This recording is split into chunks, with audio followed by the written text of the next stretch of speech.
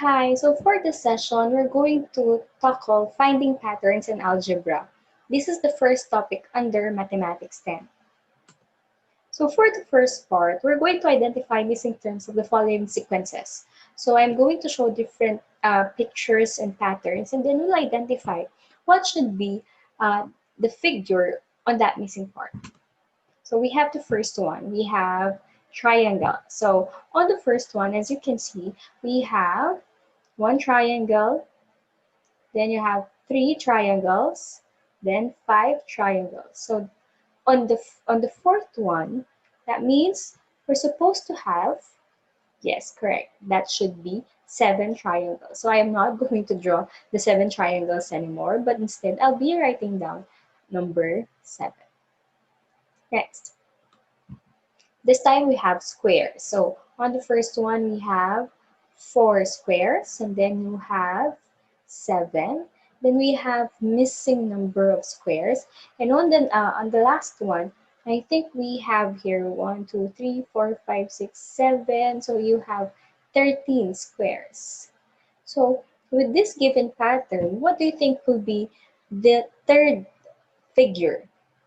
Correct. So the third figure should have, as you can see, we're adding up numbers, right? So if you're going to form the pattern being shown, you're supposed to have 10, correct? They're supposed to have 10 squares on the third figure. Next, we have now ovals. So you have one oval, and then you have five ovals, then you have a known number of ovals, and then you have 1, 2, 3, 4, 5, 6, 7 plus 6. So we have 16. Oh, sorry, 1, 2, 3, 4, 5.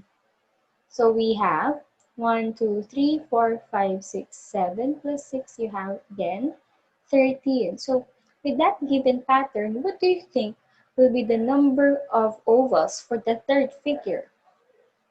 So you have 1, and then it became 5, and then, yes, correct. On the third figure, you should have 9 ovals. And then for the last figure, you have triangle, square, and then pentagon, hexagon, and then of course the last one should be a heptagon with 7 sides. So you have 3 sides, 4, 5, 6, and then 7 sides. So looking at these given figures, you are able to identify the missing terms. Now, what patterns have we included, or what patterns have we seen on each figure? So going back to triangle, you have here 1, 3, 5, 7. So how did we get 7? Yes, correct. So to get 7, if you're going to look at the patterns given, there is actually a pattern wherein you add 2 from the previous term for you to get the next term. So 1 plus 2, 3.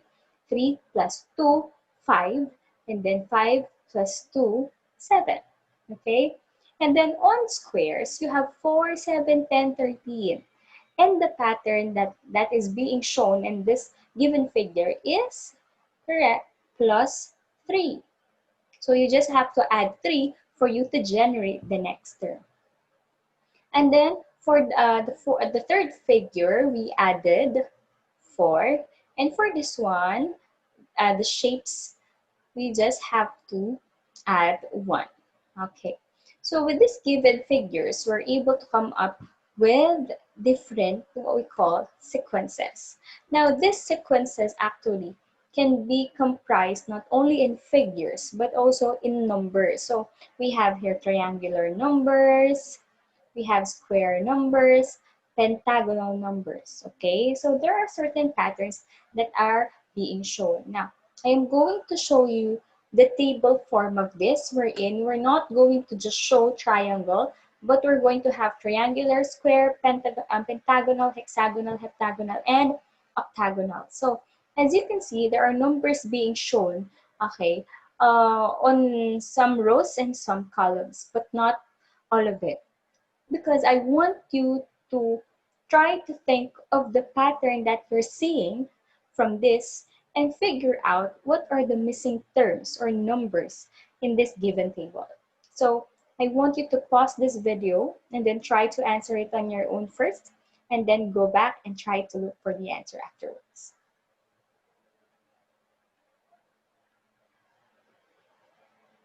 Okay, so this is now the answer for the missing term. So there are just patterns that you have to follow. Triangular, as you can see, you started 1 and then 3, 6, 10, 15, 21, 27. You can actually form your pattern horizontally, or you can draw your pattern vertically. Actually, it's easier for us to get the pattern vertically, but that is if you are given the first two, at least the first two numbers. But if you are not given like the sixth and the seventh column, you are not given the first two numbers. Therefore, you have to figure it out first these numbers by identifying the triangular and the square numbers. Okay, so this should be your answer. I hope you got it right. So when we say number sequence, as mentioned a while ago, it is a list of numbers having patterns composed of first number, second number, third number, and so on. So if you have around 5 numbers in that number sequence, then you have the first number, second number, third number, fourth number, fifth number. And these numbers are actually called terms. So we just don't call them first number, second number. We actually call them first term, second term, third term, fourth term, fifth term, and so on. Now, the number of terms in a sequence is now called cardinality. Again, the number of terms in a sequence is called cardinality. Now, I am going to show two number sequences, and then we'll try to figure out the cardinality of each. So let's say I have a sequence of 1, 3, 5, 7. So by looking at the given sequence, so what or how many terms do we have? Okay, so since we have 4 terms, then that means our cardinality is 4. Now, for letter B, we have 2, 4, 6, 8, and then we have 3 dots. What are those 3 dots? Okay, those 3 dots actually means there's a continuity of the numbers. It might be infinite, okay? When we say infinite, it doesn't end. Now, are you able to determine the cardinality on letter B? No, because since we don't have an end on these numbers, then we cannot determine how many numbers or terms can we have on that sequence. So with that, letter A, since we know the cardinality or the exact number of cardinality, then we call that the finite sequence. Now for letter B, since we cannot determine the cardinality of that sequence because of that 3 dots, the ellipsis, giving us a continuity of the terms or the sequence, then we call that infinite sequence. So I hope you see the difference between finite and infinite sequence. So continuing, let's try to find the next 2 terms of each sequence. So this time, I'm going to show you sequences, number sequences, and then you try to figure out what pattern does it give us. And then we will determine what are the 2 terms that's supposed to be in that sequence. So let's have the first one. You have 3, 6, 9. You figure out the pattern first. Okay, the pattern is actually you add 3. Therefore, the next 2 terms now should be correct. That should be 12 and then 15. Okay, next. 2, 8, 32. A while ago, we just added 3 to get the next terms. This time, number 2, 2, 8, 32. Correct. You actually not added, but instead you multiplied a certain number. And on number 2, you actually multiplied Yes, 4. So 2 times 4, you got 8. 8 times 4, you will get 32. So the next number now will be, yes, it's correct. You have 128. And the next term now will be, yes, correct. That is 512. Okay, so we're getting it right. Number 3. So for number 3, you have 28, 23, 18. Oh, this time the numbers are decreasing. They are no longer increasing, but they are decreasing by a certain number. Okay, and that number is actually 5. So instead of adding 5, we're actually adding -5. Okay, with that, our next term should be 13, correct? And then 8. For number 4, you have 1, -2, 4, -8. Wait a minute. Why are the numbers or the signs of these numbers are switching? Positive, negative, positive, negative. Yes, that's correct. That means the number that is involved in this given sequence is negative. And we are actually multiplying that negative number. And simply, that negative number is negative 2. Okay?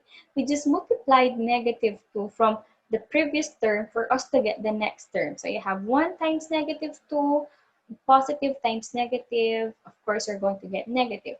Then on the second one, you have times -2 again. So negative times negative, that becomes positive. So you have positive 4. So giving us that pattern, it means the next term should be correct. It should be positive 16 and the next one, negative 32. That's simple. Okay. For this item, again, you have 1, 20, 60, 30. Oh, it's decreasing again. But is it decreasing by a certain number? Like, are we subtracting or adding a negative number? No, it's actually being cut into half. Again, it's being cut into half. So with that, it means you either divide it by a certain number or you multiply it by a fraction. So in this case, you have 120, 60, 30. We're cutting it into half. That means we are multiplying it with 1/2. Okay? Multiply it with 1/2. Or you can actually just say, you're dividing it by 2. It's the same. When you multiply it by 1/2, you actually divide it by 2. Therefore, the next term should be 15. Okay? And the next one should be 7.5. Or it can actually be 15/2 or 7 1/2. Uh, any of those will do. Let us now have this example wherein we have 4 figures showing matchsticks. So on the first figure, let's count the number of matchsticks. We have 1, 2, 3, 4, 5, 6, 7. Okay, so we just write down 7. And then on the second figure, we have 1, 2, 3, 4, 5, 6, 7, 8, 9, 10. We actually have 10. Now, without counting the number of matchsticks on the next figures, we can actually generate the pattern from the first two given terms to get the next second or the next two terms. So you have 7, 10. So we can say that the next figure has 13 matchsticks, and the fourth figure have 16 matchsticks. So we have the numbers or the terms of the sequences. Now the question is, what is the 10th term without enumerating all the terms? What's the 10th term of the sequence without enumerating all the terms? Now, how are we going to do that if we're not supposed to draw the figure and at the same time we're not supposed to write all the numbers or terms of the sequence? So, on that case, we have to be using general term. what do we mean when we say general term? General term is actually a formula. Okay, this formula will be used for us to get the nth term of a sequence. But that general term is not yet given. What we have to do is we try to get the general term or the formula of the sequence, and from there, we can come up with the nth term of that sequence. So what do we have there? You have a sub n is equal to dn plus b. This actually, or this formula is actually not found in your book. I just created this one to base it from the process that is on the book. You can study that, okay, the one that can be found in your book, and then try to compare it with the process that we'll be using. Of course, I'll be teaching you the easier way, okay, just for us to get the general term. But of course, you have to read your book still. So the formula A sub n is equal to dn plus b is actually made by identifying the general term. It's the same process as in your book, though it just made a little shortcut. So D, that is the pattern generated, and B is actually the first term minus the general term. So if we will be using our given example here, 7, 10, 13, 16, the first thing to do is to identify the pattern. In our case, the pattern that we have here is, yes, correct, that is, we add positive 3. Now, this positive 3 is actually our D in the general term. And to get the value of B, you only have to subtract the first term, which is 7, and the pattern generated, which is positive 3. So when you subtract them, you will get 4. So what am I going to do with 3 and 4?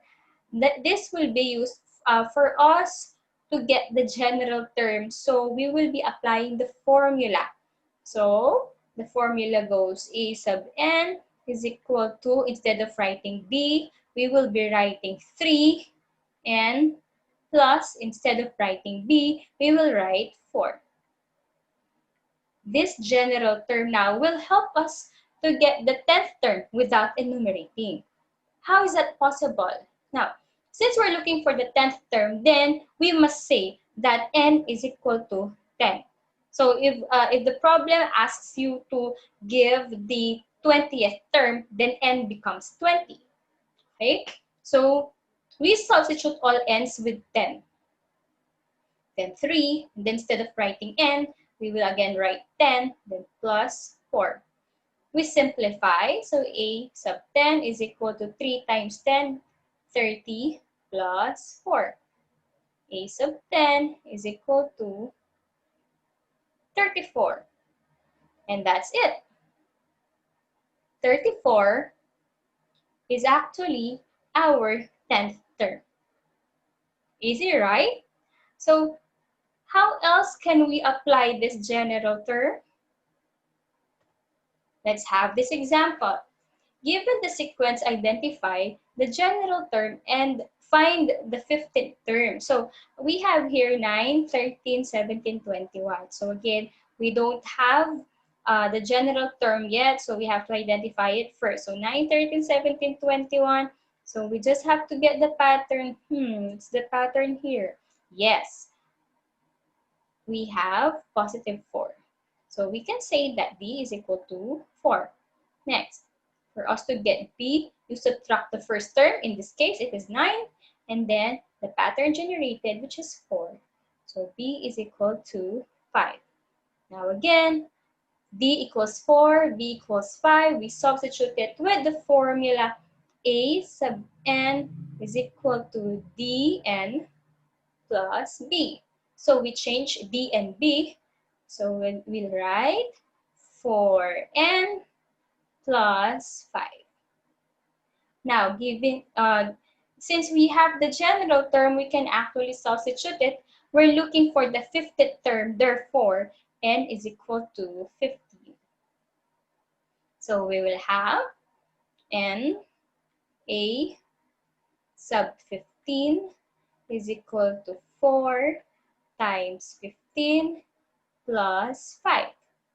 a sub 15 is equal to 60 plus 5.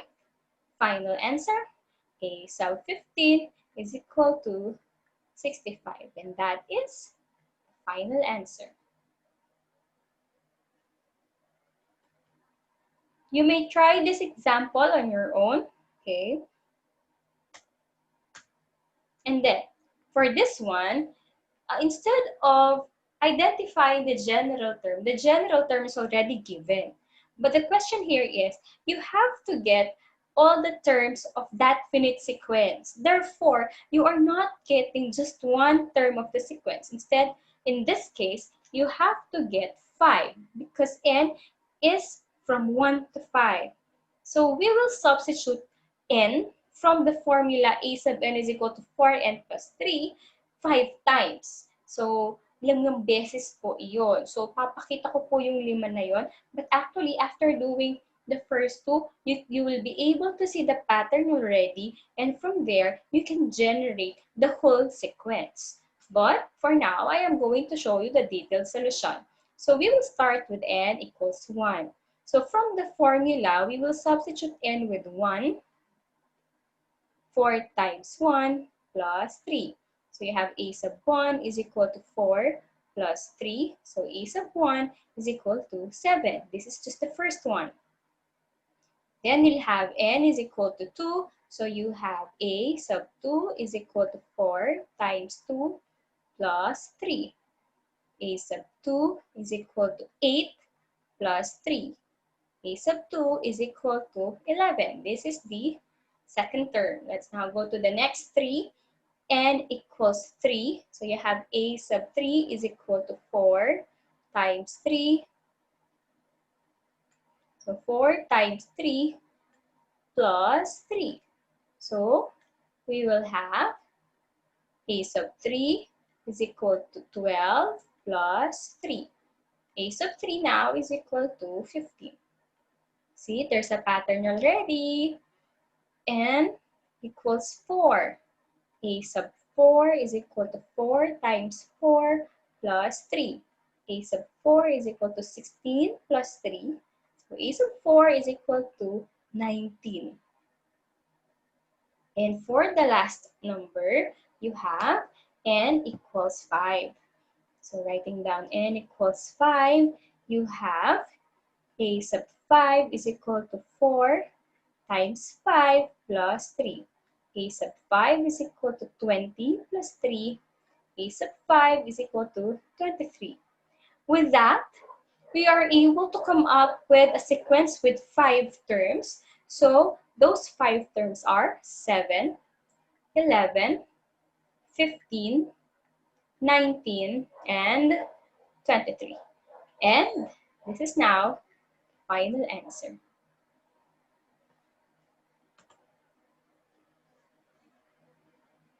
You can work on this on your own too. Try it and then check your answer afterwards.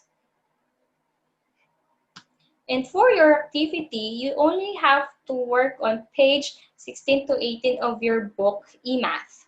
Work Text in Mathematics by Orlando Oronce and Marlene Mendoza by Rex Bookstore. So you're going to answer numbers 3, 5, 11, 15, 18, and 29. You may answer using your LAS or your learning activity sheet. If you don't have your activity sheet yet, you can use bond paper, long bond paper, or yellow pad. And then you may post your answer in the Orange app, or you may email it to me at brylinmalyari@gmail.com. Should you have questions, do not hesitate to message me through the Orange app. That's it for today's lesson. I'll see you again.